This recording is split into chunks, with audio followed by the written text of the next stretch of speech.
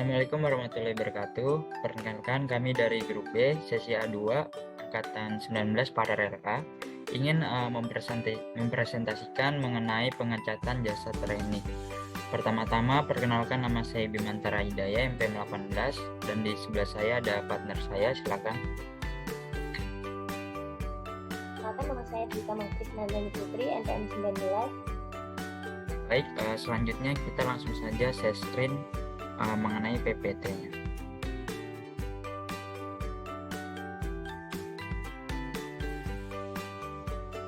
Silakan buat saudari Dita Mahfriz.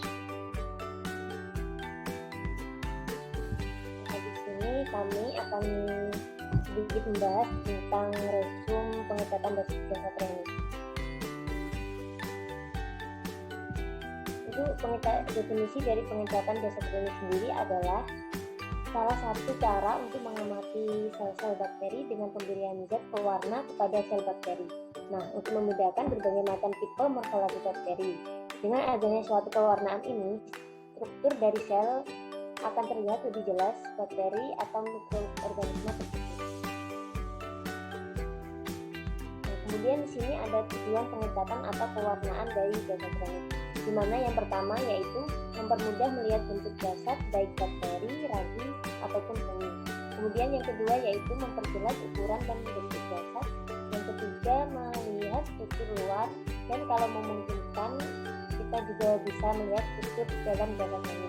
Kemudian yang keempat yaitu melihat reaksi jasad terhadap pewarna yang diberikan sehingga sifat-sifat fisik dan kimia yang ada akan dapat diketahui. Kemudian di sini ada macam-macam pewarna, di mana ada dua yaitu zat warna bersifat asam dan zat warna bersifat basa. Untuk zat warna bersifat asam ini komponen warnanya adalah anion dan dalam bentuk gram natrium. Untuk contohnya yaitu eosin, kongoret, dan tinta India atau nitrogen. Kemudian yang kedua yaitu zat warna bersifat basa. Komponen warnanya kation dan dalam bentuk klorida. Contoh pewarna asam ini adalah methylene blue, kristal violet, malachite green, safranin, dan carbon fuchsin. Kemudian ada pewarna asam dan pewarna basa, di mana untuk pewarna asam sendiri memiliki kromofor bermuatan anionik atau negatif dan memiliki afinitas kuat terhadap komponen seluler bermuatan positif seperti protein. Kemudian untuk pewarna basa ini memiliki kromofor bermuatan kationik atau positif dan memiliki afinitas yang kuat terhadap komponen seluler bermuatan negatif seperti asam nukleat dan dinding sel bakteri. Kemudian di sini ada macam-macam zat warna bakteri, di mana yang pertama yaitu satarin yang berwarna merah, kemudian gentian violet yang berwarna ungu, methylene blue berwarna biru, malachite green berwarna hijau, dan carbon fuchsin berwarna merah. Kemudian di sini ada prinsip dasar dari teknik pewarnaan bakteri sendiri, yaitu di mana adanya suatu ikatan ion antara komponen seluler dari bakteri dengan senyawa aktif dari pewarnaan yang disebut dengan kromogen. Terjadi ikatan ion ini karena adanya muatan listrik baik pada komponen seluler maupun pada pewarnaannya.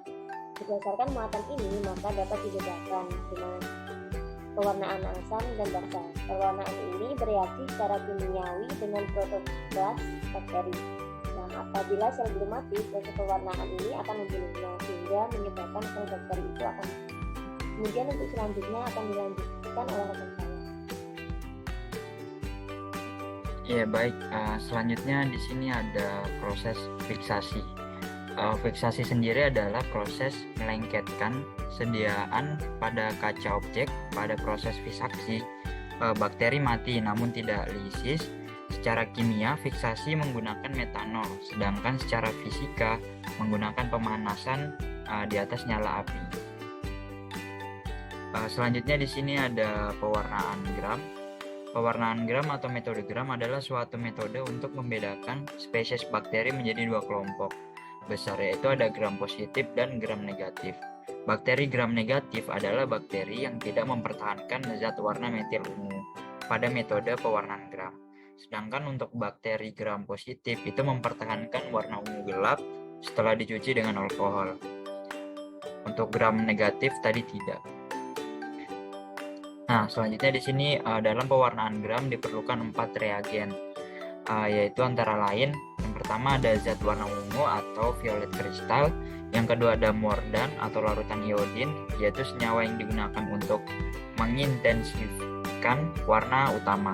Yang ketiga ada pencuci atau peluntur zat warna, alkohol atau aseton, yaitu solvent organik yang digunakan untuk melunturkan zat warna utama. Yang keempat ada zat warna kedua atau zat penutup, safranin, digunakan untuk mewarnai kembali sel-sel yang telah kehilangan cat utama setelah perlakuan dengan alkohol. Selanjutnya di sini ada tahap pewarnaan BTA. Yang pertama di sini ada membuat preparat, yang kedua melakukan fiksasi, yang ketiga zat warna karbon vaksin sambil dipanaskan selama 3 menit. Setelah itu kita cuci dengan air, selanjutnya lunturkan dengan asam alkohol hingga bersih, dan yang terakhir methylene blue selama 1 menit. Selanjutnya di sini ada zat pewarnaan BTA. Yang pertama ada karbol vaksin, itu merah, methylene blue biru, asam alkohol sebagai peluntur, kuman BTA positif, batang berwarna merah, kuman BTA negatif, batang berwarna biru. Nah, selanjutnya dalam proses pengangkatan jasa trenik kita harus mengetahui hal yang perlu diperhatikan dalam prosesnya.